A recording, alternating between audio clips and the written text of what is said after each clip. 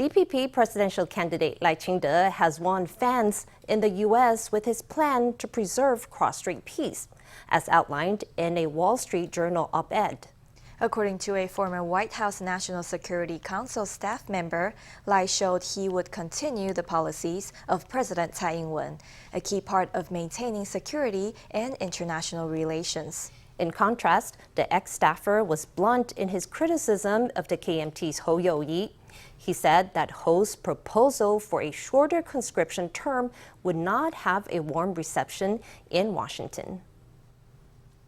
In a recent Wall Street Journal op-ed, Vice President Lai Ching-te proposed 4 pillars for maintaining cross-strait peace. U.S.-based scholar Bonnie Glaser said the proposal had fans in Washington because it aligned with President Tsai Ing-wen's cross-strait policy.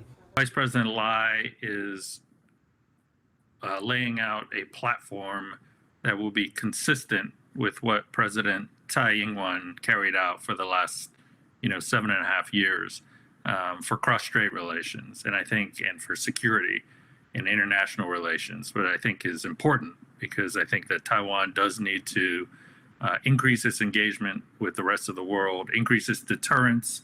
I think that's part of it, build up its economic security. Think tank researcher and former White House National Security Council staff member Ivan Kanapathy praised Lai as a strong leader. He did not look favorably on the KMT candidate's plan to cut down conscription to 4 months. In my view, a cross-strait service trade agreement and reducing conscription or holding it back to 4 months, both of those would not be very welcome decisions by most people here in the United States. Yeah, I think deterrence is a very, very important part of peace. The scholar had diverging views on the 2 candidates' cross-strait policies. Meanwhile, the KMT's Ho Yo-yi took issue with Lai's 4 pillars, saying they were built on a foundation of Taiwan independence. They would lead to Taiwan's collapse, he said, drawing a sharp rebuke from the DPP.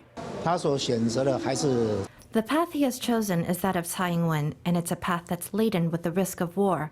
The 4 pillars are built on the foundation of practical Taiwan independence. I believe that if Taiwan proceeds with them, it will swiftly collapse.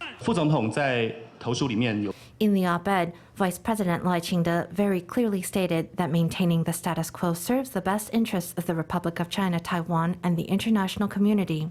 The international community has affirmed the cross-strait and foreign policies of the Tsai administration and the DPP government, and that is because they're highly predictable and stable, and because their cross-strait and foreign policies are consistent.